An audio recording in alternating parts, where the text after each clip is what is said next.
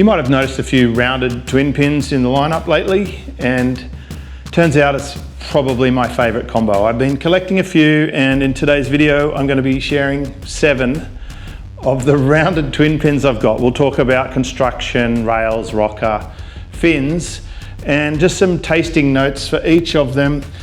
Pretty much all of these are not your typical twin fins that you'll find in a regular surf shop. A lot of them are custom, so we'll talk about that and why you might want to just sort of go outside your standard shop twin fin and talk to a shaper about getting something special. Let's have a look at the first one. First up, these twin fins range between 6'6" and 6'8". For comparison purposes, I'm about 102 kilograms. I'm 6'2", and I'm at best an intermediate surfer. So that's why my boards are a little bit bigger than smaller guys' boards or people who can surf really well.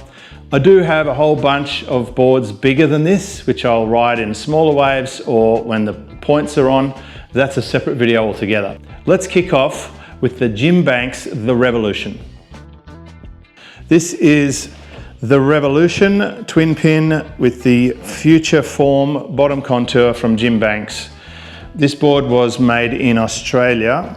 It was glassed here at Sunglass, and I think that's down at Tweed Heads from memory.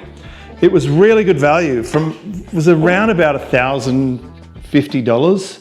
It's just a PU board. It was one of the limited specials with a pinstripe. I've had a lot of Jim Banks before. I've had 3 Magic Carpets, so I was already in the groove, but I never had a Future Form bottom.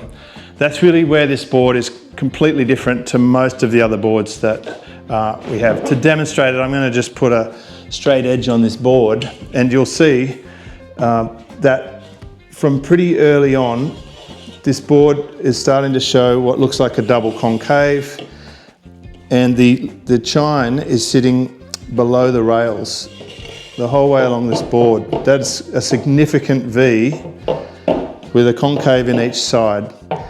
Some people oversimplify it and call it a V double concave, but it is an aggressive V double concave. Look at that at the fins there.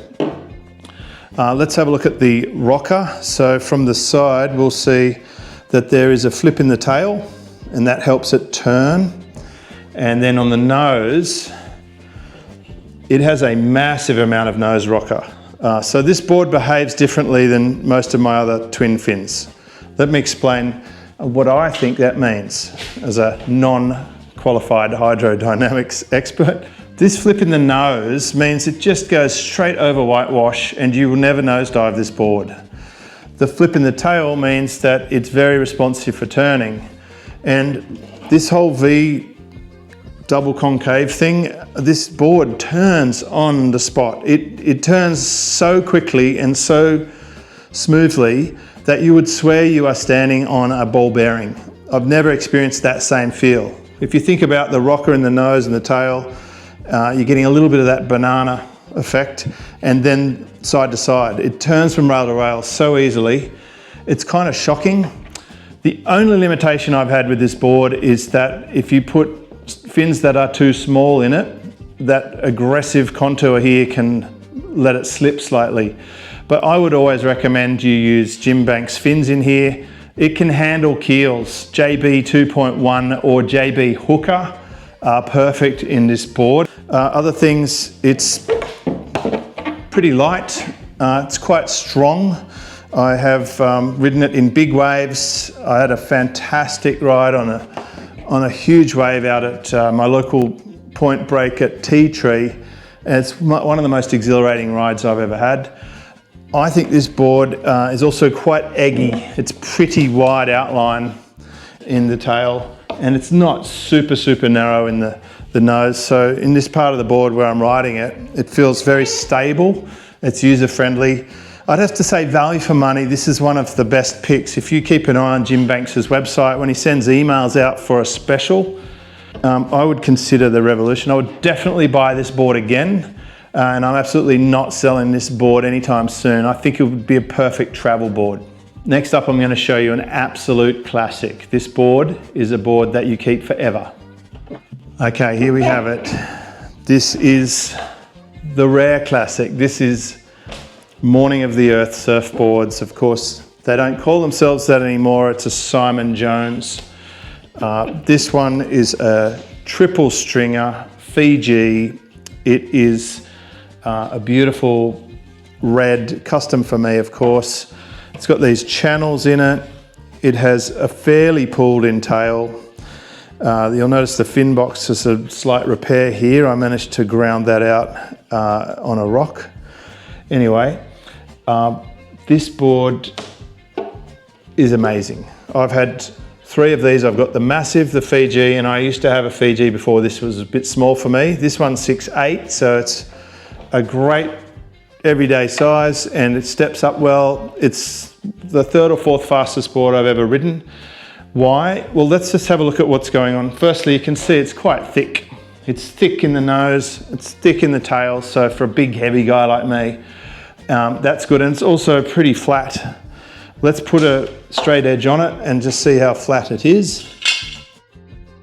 So it's got a fairly gradual nose entry here, nothing too crazy, and out the tail. So a little bit of tail rocker there as well. Just a nice little curve on it. Obviously it's for good waves, so that's probably important. But let's have a look at the straight edge here. It has a pretty flat entry and then a very mild single concave starting about here, but super, super subtle, just to get that glide in. And then you go down the board, start to have a little bit of V in it. So you got your V double concave, and then you go into the channels with a more aggressive V and out the tail, the V. The fin position on this board suits upright fins. Because I'm big, I use large upright fins, but any upright fins work. It will never slide. It's not heavy. You'd think it's heavy because it's triple stringer, but for some reason, it's only a little bit heavier than a regular PU board. I love this board. I like this little bump. It just has this super subtle bump over the back of the fins. So if you see where the fin box is here, it's got this little bump that pulls in. It's just gorgeous. I think this board has won the stab contest, the acid test before. It's this kind of board you pay good money for, you keep it forever, and it's just beautiful. Love it. If you want to see how well these surf, check out Torren Martin. And I'm looking at these little indents in here. It's lasting pretty well. I've surfed it quite a lot, and it is starting to get some compression there, but I really don't mind. This is an iconic board, and it's really, if you could only have one rounded twin pin in the quiver, probably this would be the jewel in the crown. But that being said, let's have a look at some other options. All right, this is the coffee shop board. I went to my local cafe, I saw a board on the rack, and it just called me. It said, you must buy me. This is 6'6". It's by Mitch Sermon. He's a local shaper. They also make a lot of other brands under license. It's a very, very eggy board. It just looks like a speedy egg, doesn't it? It's got a wideish nose. It has a very round, wide tail. It is PU, single stringer. It's got a lovely little opaque color about it. This was the first dark void I ever purchased, and still the best one I've ever purchased. You've seen my other review of the dark void. I've got a step up that I ride in the Philippines, a wonderful board. This board here though, there's something special about it. Took it to the Maldives, got the most crazy rides. You can even put a foot up here. It's so forgiving. It's just a wide, eggy board. Love it. Let's have a look at the rails. They've got a slight reduction from the in part to the out part. They just go off a little bit kind of album-esque, which makes sense because I think Mitch probably shapes albums in Australia. So it's got that nice little nose. The rails are also just come away a little bit at the edge, so they're a bit narrower on the edge. They're not super, super boxy. Down the back here, they've just start to slim out slightly, so you get a lot of control, which being so wide, it's obviously very fast. We'll have a look at the underside here. Let's see what we notice. Firstly, it's got a slightly rounded entry, slightly rolled entry into what looks like a single starts fairly early, and then you go into a full single, and then you've got a V, a lot more V out the tail, heaps of V. It's got these beautiful channels. They're not quite belly channels, but they do start a little bit further forward than some channels, which sometimes they only start back here. So it gives you a lot of control. I've tried a whole bunch of fins in this board, and the best fins that I've found are probably the BMT. The position of this fin box is a fair way back, which gives it a sort of a lovely big turn feel. It's not too twitchy. You can handle big waves with it. I like the color of it. I like the simplicity of this old school logo. It has traveled with me. You can see it's got a lot of impressions here where this is where my heel goes there. I'm goofy foot, and it's pushing in. So it's had a fair bit of use, this board, and it's holding in there, but it's an absolute keeper. This is a perfect example of go to your local shaper, find something that works in your local conditions. I just want to show you the rocker because I think that is very telling. It's got a nice amount of nose rocker. It's not too flat and not too wild, and then it's got a fair bit of tail rocker too. It sort of explains why this is manoeuvrable. But just look how wide this board is.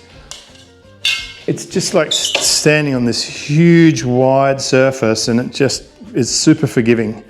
Really, it's just a standout board in how easy it is to ride. I would definitely buy this board again, but there is one little cautionary tale. With boards like this, because this was an earlier dark void, over time, they keep changing the bottom contour and the design, so make sure you check what iteration it is. For me, this board is better than the next dark void I got. I like the bottom contour of this more. So just keep that in mind. Make sure you're careful about what you ask for if you have a preference.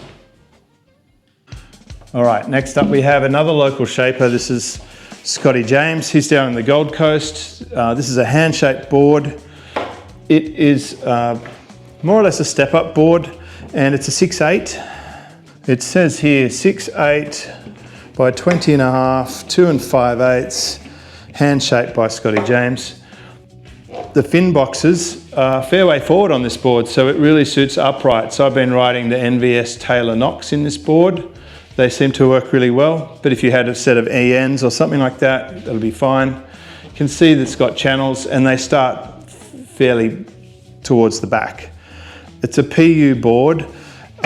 It has some interesting quirks about it. The rails are definitely coming down from the middle of the board to the side where they're super thin, and it also has that bump we've talked about in some of the other boards, so it's quite narrow in the tail, which is good for control. It has quite a lot of nose rocker. You can see it flips up in the nose, which is good when you're attacking whitewash, and it has some pretty aggressive shaping going on here in the nose. You can see it's a pretty pulled in nose. I'm going to have a look at the underside of it and show you some interesting things about this. Firstly, nose rocker, massive amount of nose rocker. It really has a curled up, it's like a slipper. Okay, so you'll never nosedive this board. If we go down to the tail, it's got a little bit of tail rocker, but not too aggressive. But where it gets interesting is the bottom contour. From about here, we've already got a double concave. This is unusual. I don't have many double concave boards all the way through. I guess it's kind of like a very mild version of the Jim Banks. They do behave differently to the single concave, and a fairly mild V out the tail.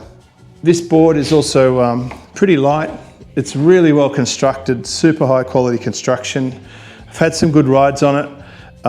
I do sit very low in the water on this board. It's way under volume for me, so that is no criticism of the shaper, but I probably should have got a 7.6 because they're just so refined in the rails, and it's probably too thin for me. So I'll have to sell this board just because it's not a step up for me. This is more of an everyday board for me, and I've already got a lot of other everyday boards that do the job just as well. I think with the fin position being a fair way forward and fairly narrow, it's going to suit someone who's a really good performance surfer who's probably about 85 kilos. And yeah, it's a great board, but I'll probably be moving it on. And next up I want to share with you another local shaper that is a completely different setup than this. All right, this is the heaviest one I've got.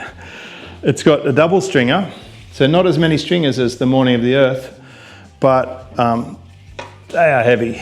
This is a strong board. I don't think you could break this board. And in fairness to the shaper, which is Mano Surf, Simon there, this is it's a work of art, but I did order it extra wide and extra thick. So they're normally thinner for regular riders, but I am heavy. And I love the shape of this. It's got a really nice outline with the nose. It has the bump flyer, which I do tend to like, where it's pulled in a little, just gives you speed up to here and then control from here. It makes sense to me.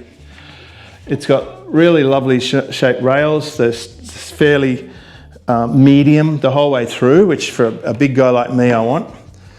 It's so heavy, this is like a throwing axe. You get on the wave and it's like you can feel that momentum throw you down. I had some of the most incredible waves in the Maldives, on big waves on this board. Let's see what's going on the underside here. Everything is smooth and subtle. That's what I like about this board. It's got a fairly flat entry. It's not too scooped like some of the others.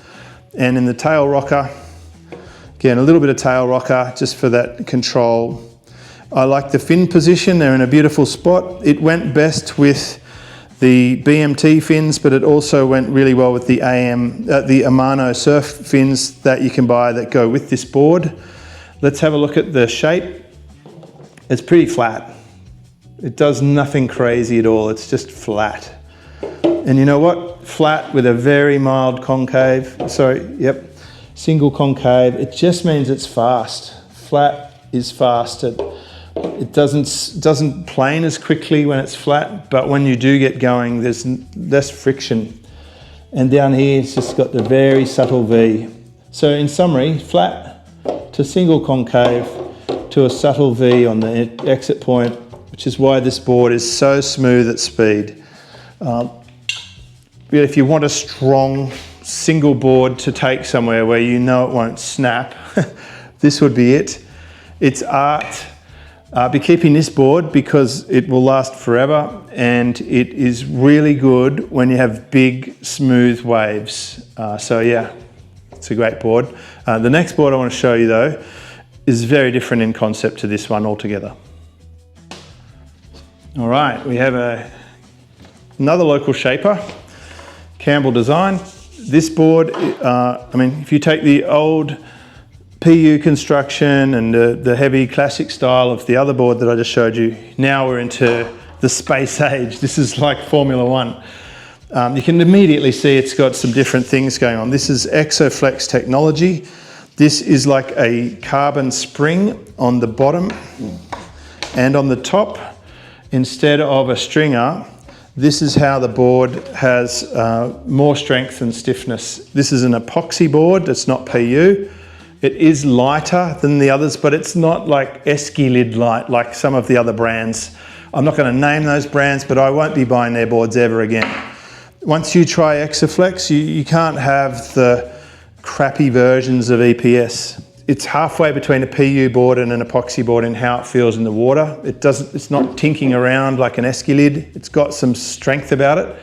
I've also traveled with some of these boards and ridden them in huge waves, and they're so strong, and they've been load tested and they've proven that they're stronger than a regular PU or EPS board. This is a classic outline. It does have this single little gusset here, this channel, so you get a little bit of that speed. It's got pure twin fin. I like this with a medium hybrid keel type fin, something like an NVS O&O G10 fin. It's got a fairly contemporary nose. It's not too skinny, not too thick. It has got an interesting underside as well, so we'll just check that. By the way, these rails are just paint, they're not carbon, so in case you're wondering. Got a reasonable nose rocker, and we'll check the tail rocker. It's got a fair bit of tail rocker, but considering that we're in a channel here, let's check the bottom shape. It's pretty much flat and still flat. The super mild single concave, and now we get into this channel, so you're getting this sort of mini double concave effect here and here, and then we go out to, it's a little bit of V, not much. How does it surf? Well, I'll just tell you the specs on this. This is 6'6", 20 7/8 and 2 13/16. It's 43.6 litres. What I've found is, for me, it's slightly harder to paddle around and get onto the wave. I wish it was 45 litres. For me, that would somehow make a difference. But when you are on the wave, it is one of the smoothest boards with the most control of all the boards I've tried. It's responsive but not twitchy. It goes where you want it. So if I can get on the wave, it's got the most incredible turns. I just struggle a little bit compared to some of the other boards to get on the wave. But I think this is a really good execution of a twin fin. It's a great example of a local shaper. This manufacturer has since produced a twin fin that I prefer over this. So I'll do a separate review about that. It's called the Twin Cam, and it's a swallowtail, and I think it's even better than this. So this one's pretty good, but there is a slightly better version out there. The last board I want to show you is an iconic board as well. So let's go into that. All right, here we have it. This one is a McTavish Super Stock. So what McTavish have done is they have come up with their own brands of set, non-customizable boards.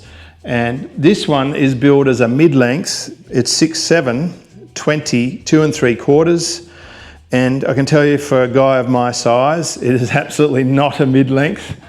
It is barely enough to float me as a regular everyday board. But the reason I bought it is it's a McTavish. He's iconic. It has a beautiful design, so we'll break down the design now. Obviously it's PU, single stringer. It's actually quite light. It was also very well priced for what it is, so I thought it'd be nice to try it. I have surfed it a few times. I actually struggled the first time to catch a wave for ages, and then when I did catch a wave, I had a big smile on my face. I'm like, okay, I'll keep this board, because I was worried that it was just too small. Let's see what's going on with this board. It's got a pretty decent nose rocker and pretty small tail rocker. It's got that bump flyer in the tail here, so it's pulled in wide and then skinny, which I like. The fins are in a great position. The McTavish fins are the ones to get with this. They work great. They're called, I think they're Vinnies or something. I'll show you them in a minute. Let's have a look at the underside. We've got a very flat entry. We've got the super mild concave, double concave, deeper double concave, aggressive through the fins, and then a V in the tail. So what's to say about this board? Also the rails, you can see it's pretty slender up at the nose there, pretty skinny. The rails are fairly fragile all the way through and reasonably skinny in the back. In all reality, this board is just too small for me, but I'm just in denial. I'm trying to say, well, I could surf it sometimes, but I'm more likely to lean towards a thicker board with more float. I think this board is just a little bit undersized for me, but it is a very good board, and this is a crossover between something you can buy online right now and not have to wait, but it is still made by a local iconic Australian shaper, McTavish. So I like this board. I think it's a good one. But I'm curious, you've seen 7 of my boards here. Is there one of these boards you think is better than the others? Which one would you choose? Have you found something that's far better than any of the ones I've showed you? Let me know in the comments below, and I'll make you a video about the bigger twin pins that I have. If you're interested, let me know too.